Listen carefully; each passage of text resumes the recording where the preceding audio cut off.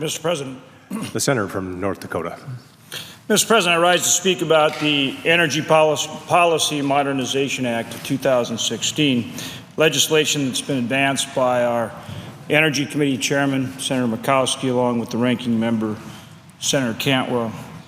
As a member of the committee, I appreciate their leadership on this important issue with this legislation that we're now considering here on the floor. I think Chairwoman Murkowski is right when she speaks to the need to update our nation's energy policy, and in that spirit, I filed several amendments designed to advance our nation's energy policy in key areas. Today, I'd like to talk briefly about those three amendments.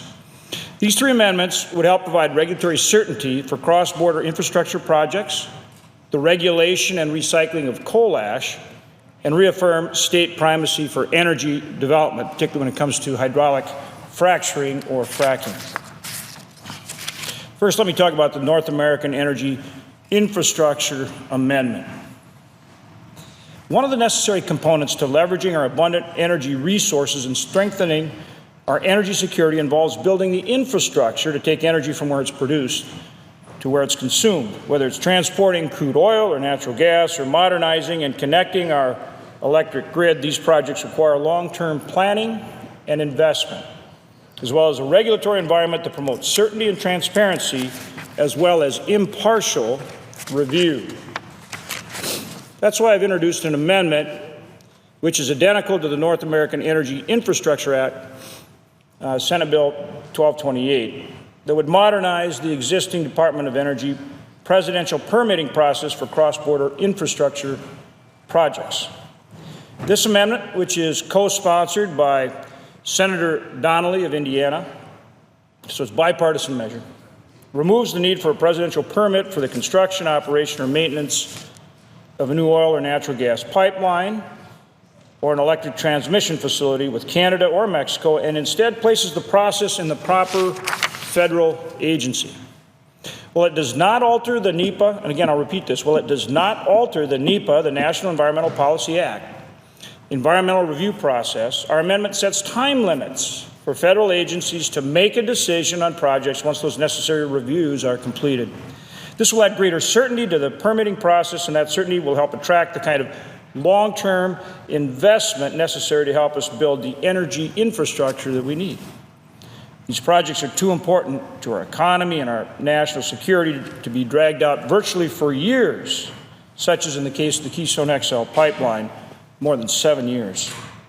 We need a process that is fact-based, transparent, consistent, and nonpartisan, and will help support the important energy relationship between the United States and our closest friend and ally, Canada. The Energy Department publicly states that it requires approximately 6 to 18 months to issue a presidential permit. However, there are numerous examples of pipelines and electric transmission applications languishing far beyond that timeline.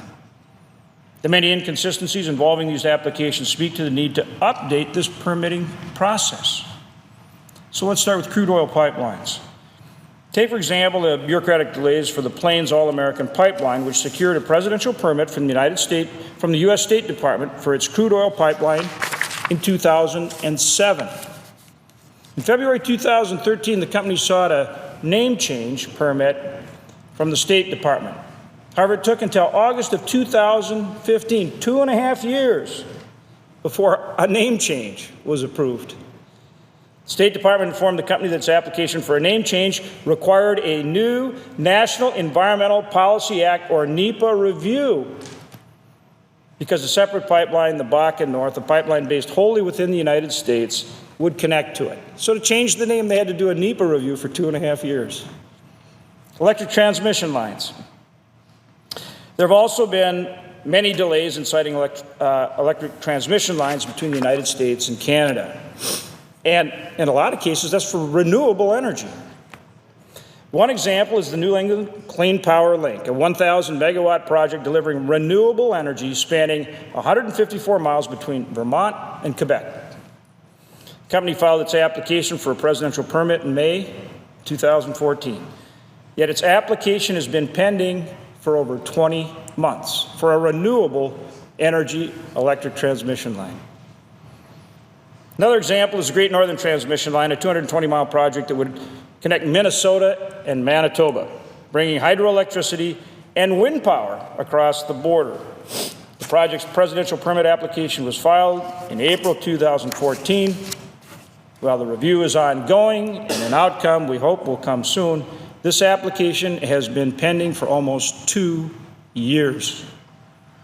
Third example is the Champlain Hudson Power Express project, a 333-mile underground and underwater project. It will bring 1,000 megawatts of hydroelectric power from Quebec to the New York City area. The application for a presidential permit was initially filed in January 2010, yet it took almost 5 years until October 2014 for the presidential permit to be issued. Inconsistent delays in the federal review timelines, which last longer than the Energy Department's 6 to 18-month target. That's their target. Their target is 6 months to 18 months, not 5 years, not 7 years. And this, of course, injects uncertainty, risk, and cost into all of these vital projects. Common sense reforms are needed so that both project proponents and consumers can benefit, and that's just exactly what this legislation does. Specifically, this amendment would eliminate the presidential permit requirement for construction or modification of new oil and natural gas pipelines, as well as electric transmission facilities across the national boundary of the U.S. Instead, it places the process in the proper agencies. It would require that the certificate of crossing will be issued by the Secretary of State for oil pipelines, the Energy Department for electric transmission lines, and both the FERC, Federal Energy Regulatory Commission, and the Energy Department for cross-border natural gas pipelines as currently configured. It requires the State Department to issue a certificate of crossing on a cross-border pipeline permit within 120 days upon completion of a NEPA environmental review process. So you've got your NEPA environmental review process, but then 120 days after that, they have to make a decision. And they have to issue a certificate of crossing unless the agency finds that construction of the cross-border segment is not in the public interest of the United States.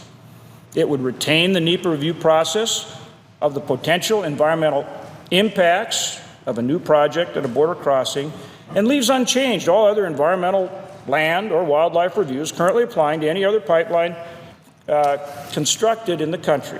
In other words, the states would still oversee the NEPA and permitting process as they do now.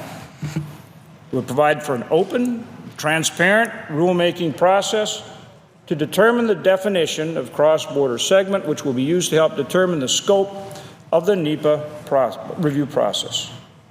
That's because requiring a NEPA review for entire pipeline projects duplicates the multiple federal, state, and local agencies, regulations, processes, and authorities already in place. There are numerous existing state and federal laws and regulations for the review and approval of siting, land acquisition, design, and construction of projects. These remain unaffected by this amendment. For example, now this is important, state laws and regulations governing pipeline siting remain unchanged by this amendment. Federal laws and regulations governing design, construction, safety, and environmental review of the pipelines remain unchanged by the amendment. State and local laws and regulations regarding land and rights-of-way acquisition for infrastructure projects such as pipelines remain unchanged by the amendment. And construction and operation of a pipeline in the United States must comply with the safety regulations of the Pipeline and Hazardous Materials Safety Administration. This is a separate process from the NEPA process and also remains in place. The measure would provide appropriate authority and scope to the State Department for examination of border crossing impacts of the projects. Other reviews by Department of Interior, Bureau of Land Management, U.S. Fish and Wildlife Service, and U.S. Army Corps of Engineers for issues such as environmental, land, and wildlife impacts are appropriate and remain unchanged. The amendment would require FERC to approve natural gas crossing border pipelines consistent with current policy. It also requires the Energy Department to issue a permit within 30 days of receipt of the FERC action. Again, rational timelines, so there's some consistency and dependability in the process. Finally, the amendment also specifies that existing projects do not need further approvals for new or revised presidential permits for certain modifications. These include alterations such as volume expansion, adjustment to maintain flow, or changes in ownership. Again, common sense stuff. This is common sense legislation that can help us build the vital energy infrastructure we need for this country. At this point, Mr. President, I would ask how much time I have remaining. 6 minutes remain. Thank you, Mr. President. The next amendment that I would like to review, that I will be introducing, is identical to a bill introduced by Senator Manchin and myself. It's the Improving Coal Combustion Residuals Regulation Act of 2016, S. 2446. This legislation, which builds on our past efforts to find a bicameral, bipartisan approach to coal ash, both ensures that there's safe disposal of coal ash and provides greater certainty for recycling. This is a win from the industry standpoint of more energy, more cost effectively, but it's also an environmental win in terms of recycling coal ash, as well as making sure that when it's disposed of, it's done so safely. Coal ash is a byproduct of coal-based electricity generation that has been safely recycled for buildings, roads, bridges, and other infrastructure for years. In fact, I think it's important to take note of the environmental and financial benefits of coal ash recycling. Over 60 million tons of coal ash were beneficially used in 2014, including over 14 million tons in concrete. It's been calculated that taxpayers saved $5.2 billion per year thanks to the use of coal ash in federally funded roads and bridge construction. Products made with coal ash are often stronger and more durable, and coal ash reduces the need to manufacture cement, resulting in greenhouse gas emissions reductions of 13 million tons, for example, in 2014. In December of 2014, the EPA put forth new regulations for the management of coal ash.